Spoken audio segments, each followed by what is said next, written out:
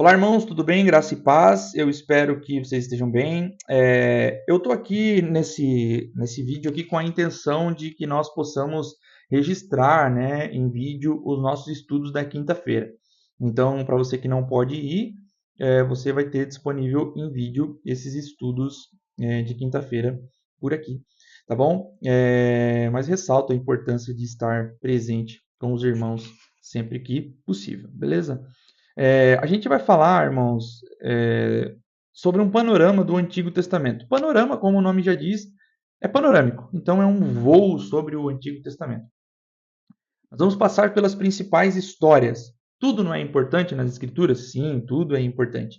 Porém, existem histórias que nos ajudam a compreender o todo. E nós vamos passar especificamente sobre essas histórias. Então, é um panorâmico. Nós não vamos passar versículo a versículo, capítulo a capítulo, livro a livro. Apesar de que vamos passar livro a livro, sim, mas não vai ser detalhadamente. Vai ser um panorâmico. Amém? Então vamos lá, irmãos. Eu quero ler com vocês um texto de Gálatas,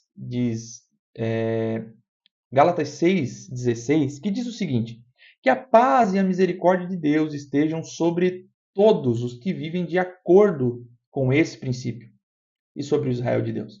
Então, irmãos, eu acredito que é muito natural que nós nos questionamos, é natural nós nos questionarmos a respeito da autoridade das Escrituras, né?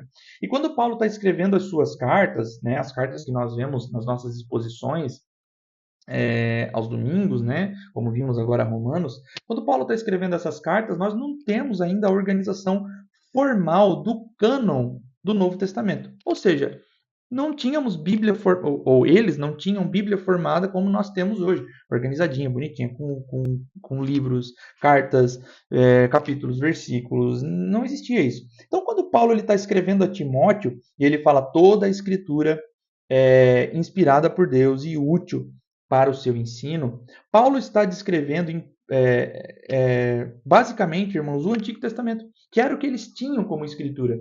E é a escritura que o nosso Senhor Jesus também leu, lia e usava, né? Então, apesar dos escritos de Paulo já serem, Paulo, Pedro, né?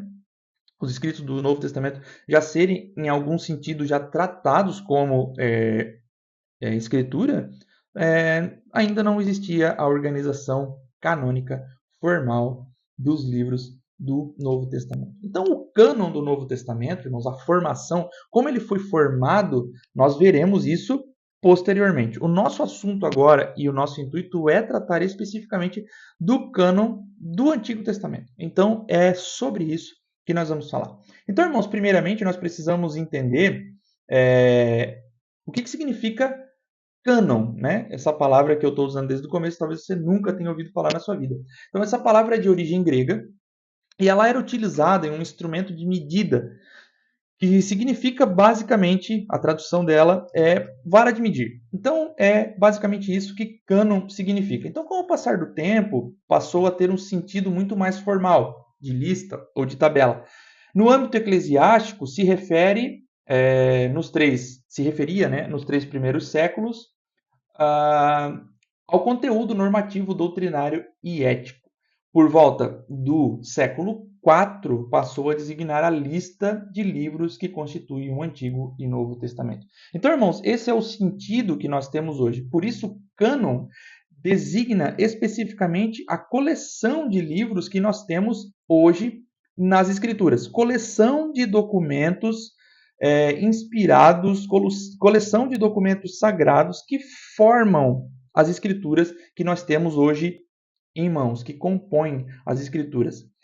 Fechado, nada entra, nada sai. As Escrituras estão com o cânon fechado. Então, quando você ouvir essa frase, o cânon fechou, o cânon está fechado, significa que a Bíblia ela já está formada, está completa, por assim dizer. Então, irmãos, um fator a ser considerado é a questão da evidência interna, onde a própria Bíblia como um todo se autoatesta.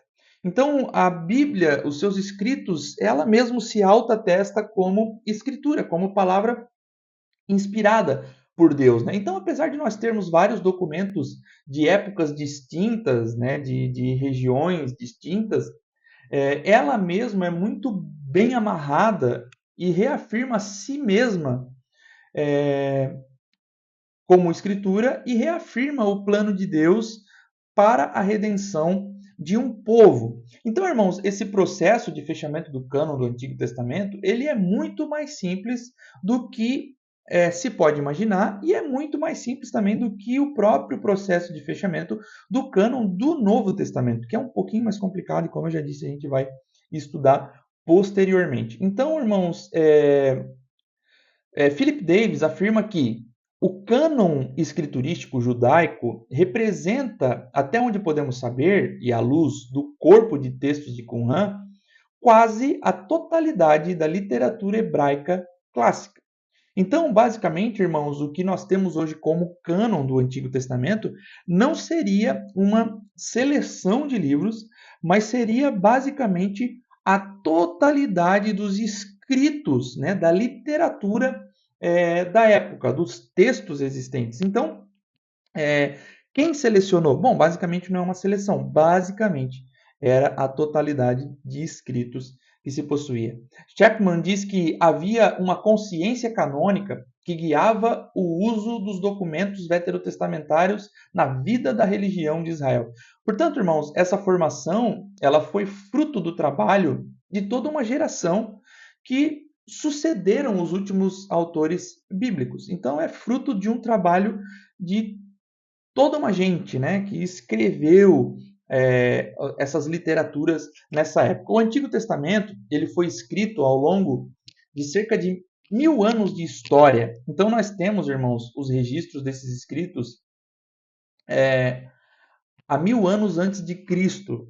Ou seja, irmãos, tratamos com textos do Antigo Testamento especificamente extremamente antigos, irmãos, e que foram registrados originalmente em duas línguas, né, que são o hebraico e o aramaico. A porção maior da totalidade do Antigo Testamento é em hebraico e uma porção menor em aramaico. Então são textos muito antigos registrados nessas duas línguas e também línguas que talvez hoje não se use mais, porque a linguagem, ela passa por atualizações. Então, o português que nós usamos hoje não é o português que se usava há 40, 50 anos atrás, mais, né? Então, o português ele sofre essa alteração, como todas as línguas sofrem alterações. Então, nós temos esses antigos textos registrados nessas duas línguas muito antigas, registros muito antigos. Então, aquela velha história, irmãos, que alguns contam que Constantino foi quem decidiu os livros que entrariam na Bíblia, não passa de uma invenção, né, que não é verdadeira. O Antigo e o Novo Testamento não foram escolhidos por Constantino, isso é mito, tá? Então, as escrituras, elas não são fruto da igreja especificamente, né? Nós não temos um livro que a igreja nos deu, não temos isso, e muito menos Constantino, né? Algumas fases elas foram necessárias para a formação do Antigo Testamento. Então, a primeira grande fase foi a tradição oral. Então, ainda, irmãos, que em nossa cultura o famoso telefone sem fio seja algo quase que inevitável, né? Se eu conto uma história para alguém, essa pessoa vai contar essa história para outra pessoa de uma maneira diferente. Então, na cultura ocidental aqui, a gente tende a aumentar a história, ou diminuir a história, colocar elementos na história que está sendo contada que não existiram verdadeiramente. Então, apesar de que a nossa cultura passa por isso, para o povo que leva a sério a tradição oral, o que nós temos como tradição oral é muito confiável. Então, irmãos, ainda hoje existem comunidades indígenas que levam a tradição oral muito a sério, né? Vivem de tradição oral. E o que é a tradição oral? É basicamente o pai conta a história para o filho conta a história para o filho dele, e assim vai, assim por diante, de forma digna e fiel. Então, assim, quando eu conto uma história para o meu filho, a partir de um povo que tem a tradição oral como algo muito forte, eu conto a história como eu realmente recebi do meu pai. E o meu pai e o meu filho vai contar exatamente como ele recebeu de mim. Então, irmãos, além do mais, além da tradução oral, né, da tradição oral, nós cremos no Espírito Santo. Então, o Espírito Santo, irmãos, é aquele que sempre esteve por detrás dos escritos, né, dos autores humanos, por assim dizer. Então, o Espírito Santo é o responsável por manter vivo, né, o escrito que nós chamamos, esses escritos antigos que nós chamamos de escritura. Então, a tradição oral, irmãos, ela é e foi muito importante para que a revelação de Deus fosse transmitida. Um outro momento é o desenvolvimento da escrita, né? Porque no momento da tradição oral nós não temos a escrita completamente desenvolvida. Então, o momento em que a tradição oral começa a ser registrada realmente escrito. Então, isso é muito importante para que as escrituras prevalecessem, permanecessem, né, com a revelação de Deus chegasse até nós. Esse é um outro momento da história muito importante. A coleção dos documentos, né, período de 1000 anos, onde são escritos, colecionados e reunidos pelo povo hebreu, o que antes era uma tradição oral, passa a ser registrado, escrito, e então agora é reunido e colecionado pelo povo hebreu. Fixação do cânon, o período pós-babilônico, após o exílio da Babilônia, os documentos já são amplamente conhecidos e então já são reconhecidos como canônicos. Na época de Jesus, o cânon do Antigo Testamento ele já estava fixado e reconhecido pelo povo judeu como escrituras sagradas. Um estudioso, irmãos, do Antigo Testamento, John Walton, ele argumenta que existem 4 grandes fatos, né, 4 grandes eventos na história de Israel que foram basilares para que os documentos fossem reunidos e colecionados. E esses eventos são 4. A experiência do Sinai após o Êxodo, então após sair do Egito, com Moisés, aquela história toda de Moisés. A experiência do Sinai é um dos grandes eventos. A mudança da teocracia para a monarquia, quando o povo pede a Deus um rei, então esse é um segundo grande evento. A queda de Jerusalém e o exílio babilônico, então a destruição de Jerusalém ali e o povo que é levado cativo para a Babilônia. E as reformas feitas por Esdras e Neemias, né, quando eles retornam do exílio babilônico para Jerusalém e fazem reformas na cidade e no templo. Então são eventos importantes que foram base, né, para que os documentos fossem reunidos e colecionados através do tempo. Então esses 4 eventos, irmãos, eles teriam motivado o povo a preservar os documentos que contavam sobre esses eventos na história. Então esses grandes eventos eram histórias que precisavam ser guardadas, precisavam ser repassadas. Então, nós temos esses registros porque o povo precisava conhecer a sua própria história. Por isso, irmãos, nós retornamos ao argumento de que não houve especificamente uma escolha de livros, mas que era a totalidade da literatura, porque eles estavam amplamente divulgando a sua história por meio de escritas. Então, o que acontece, irmãos? Eles estão registrando. Não era igual hoje, que a gente pega um bloquinho, escreve alguma coisa, amassa e joga fora. Era tudo muito bem pensado quando eles estavam registrando a sua história. Então, esses eventos motivaram eles a registrar a tradição oral, a história que era contada pelos seus pais, e eles agora têm isso muito bem guardado, muito bem documentado. Então, isso é importante, irmãos, para que esses escritos tão antigos, como escritos tão antigos chegam até nós hoje? Bom, eles foram preservados ao longo do tempo.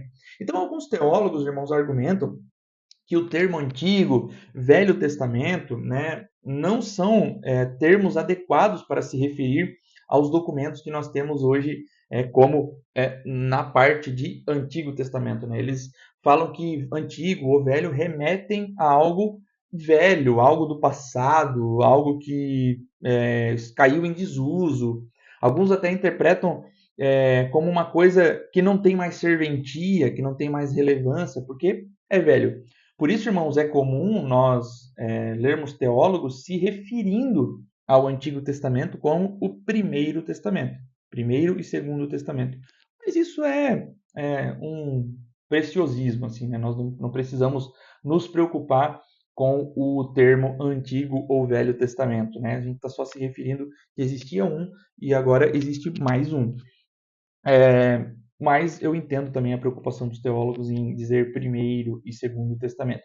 Então, a Bíblia judaica hoje, irmãos, usada pelos judeus, o que os judeus hoje, os judeus ortodoxos hoje, usam como escritura? O nosso Antigo Testamento. Então, eles não têm o Novo Testamento como nós temos o Novo Testamento, mas eles usam o que nós conhecemos como Antigo Testamento como escritura. Então, irmãos, o livro deles, né, o Antigo Testamento que eles estão usando, é o mesmo que o nosso, só está organizado e reunido de uma maneira diferente, mas é o mesmo escrito. Então, ainda assim, irmãos, trata-se dos mesmos escritos, o que soa como um argumento forte, né, para o uso desses livros atualmente. Ou seja, os judeus, o povo de Deus, né, os religiosos, ainda usam os mesmos escritos que nós. Então, por que nós usamos? Porque eles usam, né? Esse é um forte argumento do porquê isso é importante para nós, porque essa também é a palavra de Deus para eles, né? Só ela é reunida diferente, chamada de forma diferente, ela é conhecida como a Tanar ou a Tanakh, né? Brasileirando o negócio, e ela está dividida em 3 categorias: a Torá, o Neviim e o Ketuvim. Então, essas 3 categorias, essas 3 partes, somam toda a coleção dos livros do Antigo Testamento. Então, se você quiser anotar aí, irmãos, eu vou citar para vocês como estão divididos a Torá, o Neviim e o Ketuvim. A Torá seria conhecida como a lei, ou como nós chamamos de Pentateuco, né? E trata-se dos 5 primeiros livros das Escrituras: Gênesis, Êxodo, Levítico, Números e Deuteronômio. O Neviim, por outro lado, são os profetas, e neles constam Josué, Juízes, Samuel, não tem primeiro e segundo Samuel, é um livro só, Samuel, Reis, não tem primeiro e segundo Reis, um livro só, Isaías, Jeremias, Ezequiel, Oséias, Joel, Amós, Obadias, Jonas, Miqueias, Naum, Abacuque, Sofonias, Ageu, Zacarias e Malaquias. Então, os profetas menores, irmãos, eles são compilados em um único livro chamado de Os Doze. Então, nós temos os profetas menores e os maiores, né? Que basicamente não é por relevância, não é que Isaías é melhor do que um profeta menor. Não, é só porque Isaías é um livro muito maior, com muito mais escrito, conhecido como um profeta maior, e os profetas que são, os escritos que são menores, são conhecidos como os profetas menores. E os menores estão reunidos em um único livro, chamado de Os Doze, dentro do Neviim. O Ketuvim, irmãos, são os chamados escritos, e neles constam Salmos, Jó, Provérbios, Ruth, Cânticos, Eclesiastes, Lamentações, Esther, Daniel, Esdras, Neemias e Crônicas. Esdras e Neemias são também, no Ketuvim, um único livro e não separado, como nós temos na nossa Bíblia hoje. Então, irmãos, esse era o livro que Jesus lia, e depois, na era cristã, ele é reorganizado pelos cristãos e se torna como nós conhecemos hoje, né? Contendo esses livros como 1 Samuel, 2 Samuel, primeira não, né? Primeiro, que é primeiro livro, 1 Samuel, segundo Samuel, 1 Reis, 2 Reis, 1 Crônicas, 2 Crônicas. Então, é o mesmo escrito, só está dividido de maneira diferente. Então, a dificuldade para nós, irmãos, é que os livros eles não estão organizados em uma linha cronológica bem definida. Então, para nós, o que realmente dificulta a nossa leitura é, de fato, entender como é que é a cronologia disso tudo. Então, a resposta para isso, irmãos, porque alguns podem perguntar assim, né? Mas por que não está em ordem cronológica? Bom, a resposta é porque ela está organizada em gêneros como uma biblioteca. Então, imagina que você vai numa biblioteca e lá você tem os gêneros de livros, né? Para você saber aonde que você quer ir. A Bíblia está organizada também, irmãos, dessa maneira. Então, como está organizado o Antigo Testamento dos cristãos? Aí está organizado em Pentateuco, que é o Gênesis, Êxodo, Levítico, Números e Deuteronômios. Os históricos, Josué, Juízes, Ruth, 1º, 2º Samuel, 1º, 2º Reis, 1º e 2º Crônicas, Esdras, Neemias e Esther. Depois os livros poéticos, Jó, Salmos, Provérbios, Eclesiastes e Cânticos. Profetas maiores, Isaías, Jeremias, Lamentações, Ezequiel e Daniel. Profetas menores, Oséias, Joel, Amós, Obadias, Jonas, Miqueias, Naum, Abacuque, Sofonias, Ageu, Zacarias e Malaquias. Então, irmãos, é inevitável, ao falar de Antigo Testamento, e não suscitar dúvidas com relação aos livros que são chamados por nós de apócrifos, né? Então, alguns irmãos que foram católicos sabem que a Bíblia Católica ela possui alguns outros livros. Então, alguns se perguntam, cadê esses livros? Aonde que eles foram parar, né? Existe essa diferença no Antigo Testamento cristão propriamente dito, né? Então, entre católicos e protestantes existe essa diferença entre as Bíblias. Então, a Bíblia católica, irmãos, ela possui alguns livros a mais que são, se tratando de Antigo Testamento, né? Que são os livros de Tobias, Eclesiástico, Baruque, Carta de Jeremias, Terceiro Esdras, Primeiro e Segundo Macabeus, adições ao livro de Esther e adições ao livro de Daniel. Susana, Bel e o Dragão, Oração de Azarias, o Cântico dos Três Homens e a Oração de Manassés. Perceba que já falamos que a Bíblia foi escrita originalmente, irmãos, em duas línguas, hebraico e aramaico. No entanto, irmãos, com a chegada do Império Greco-Macedônico,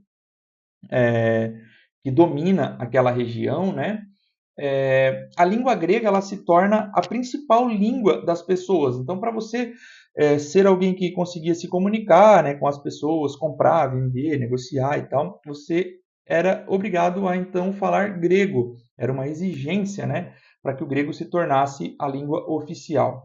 Então, imagine o grego como o inglês é para nós hoje, né? Então, ainda que o inglês não seja algo tão necessário ainda, né? É bom, mas não é assim algo que você precisa realmente, senão você não consegue viver. O grego era assim, você precisava do grego. Então, por isso, o Antigo Testamento, irmãos, ele foi traduzido para a língua grega, tradução conhecida hoje por nós como a Septuaginta, né? Então, esse Antigo Testamento grego era utilizado por muitos judeus e por muitos cristãos na era ou no tempo da igreja primitiva. Então, os livros apócrifos, irmãos, eles foram compostos por autores, foram escritos, né, por autores judeus entre 200 e 100, entre 200 antes de Cristo e 100 depois de Cristo. Então, foram escritos originalmente também em hebraico, também em aramaico, alguma coisa escrita em grego e foram preservados em grego e em latim depois na famosa Vulgata Latina, né? Então, eles foram preservados e utilizados ao longo da era da Igreja Primitiva. No entanto, irmãos, os judeus nunca reconheceram os livros apócrifos como livros inspirados. Os próprios judeus descartaram os livros apócrifos, né, e não entenderam esses livros como livros autoritativos ou como parte do cânon. E por isso até hoje a Bíblia judaica não contém a adição dos livros apócrifos. Então esses livros ficaram de fora também no cânon judaico. A confusão, irmãos, ela parte quando alguns pais da igreja reconhecem esses livros como canônicos, enquanto alguns outros não. Então, parte dos pais da igreja disseram, não, esses livros são bons e vamos preservar no cano. Outros pais da igreja, eles se opuseram a essa ideia, né? Então, no ano 405, a controvérsia ganha novos aspectos, quando o Papa pede que a Bíblia, Septuaginta, em grego, seja traduzida para o latim, a Vulgata Latina, né? Então, ela vem do hebraico e do aramaico para o grego e depois ela passa de uma nova tradução do grego para o latim. Jerônimo é quem faz essa tradução e mesmo traduzindo os livros apócrifos, ele se opôs a eles como palavra de Deus. Então, os livros foram traduzidos, pois possuíam um valor histórico muito relevante para o povo, principalmente primeiro e segundo Macabeus, que são livros que tratam especificamente de coisas que acontecem entre o Antigo e o Novo Testamento. Quando a gente termina Malaquias, a gente vai entrar em Mateus, a gente vê que o mundo, né, da Escritura sofreu uma mudança bem drástica ali.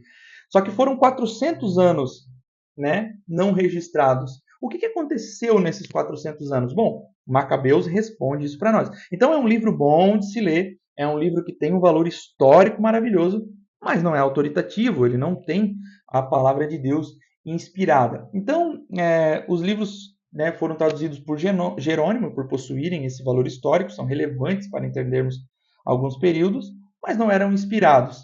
Então, com o tempo, irmãos, as notas de Jerônimo, elas foram se perdendo, né? Porque Jerônimo traduz os livros e diz, olha, eles têm um valor histórico, mas não são, tem valor histórico, mas não são escritura inspirada por Deus. Então, com o tempo, essas notas, né, que Jerônimo coloca, elas vão se perdendo e os livros foram sendo considerados inspiração e como partes integrantes da Bíblia. Ao longo da história, existiram vários concílios da Igreja Católica que reconheceram esses livros e colocaram eles como escritura inspirada. Mas com a reforma protestante, que nós conhecemos bem,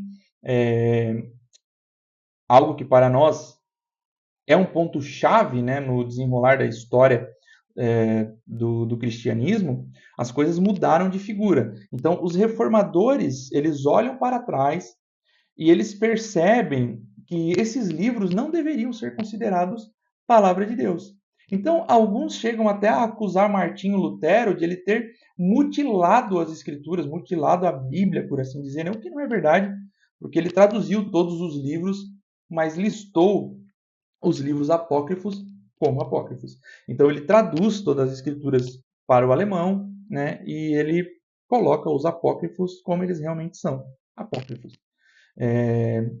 Então, os próprios católicos, irmãos, denominam esses livros não como canônicos, mas eles vão chamar esses livros de deuterocanônicos. Então, irmãos, perceba o seguinte: deuterocanônico significa segundo o cânon. Então, os próprios católicos que admitem esses livros como palavra de Deus, eles chamam os livros de deuterocanônicos ou segundo cânon. Os ortodoxos, né, que é a igreja católica, né, da parte oriental lá, né, a gente está vendo aí com a guerra agora, Rússia e Ucrânia, a gente viu bastante os ortodoxos em cena aí, né? Eles chamam de anagignoscomena, que significa digno de leitura, como eles realmente são dignos de leitura, mas nós precisamos prestar atenção no que eles mesmos dizem para nós, né? Então, se lermos com atenção esses livros, irmão, nós vamos ver o conteúdo histórico positivo e maravilhoso que eles têm para nós. Então, essa é a primeira aula, irmãos, que nós falamos a respeito do Antigo Testamento. Então, como foi organizado, era a totalidade da literatura, o reconhecimento dos judeus, né, dessas escrituras e registrando os fatos históricos do seu povo, as traduções, né, irmãos, dessas escrituras para o grego, né, os livros apócrifos entrando em cena, mas sendo listados como apócrifos e não sendo reconhecidos pelos próprios judeus, nem pelos próprios católicos, por chamarem de deuterocanônicos. Então, o que nós temos hoje como Antigo Testamento é basicamente isso. É a mesma Bíblia dos judeus, organizado de maneira diferente, Torá, Neviim, Ketuvim, uma organização diferente dos cristãos. Mas o que nós temos hoje como Antigo Testamento é a palavra de Deus, é inspirado, é inerrante, é infalível, e isso é o que importa para nós. Então não tenha dúvida, irmão, a palavra de Deus foi preservada ao longo dos anos pelo próprio Espírito de Deus. Então não tenha medo, as Escrituras são de fato confiáveis.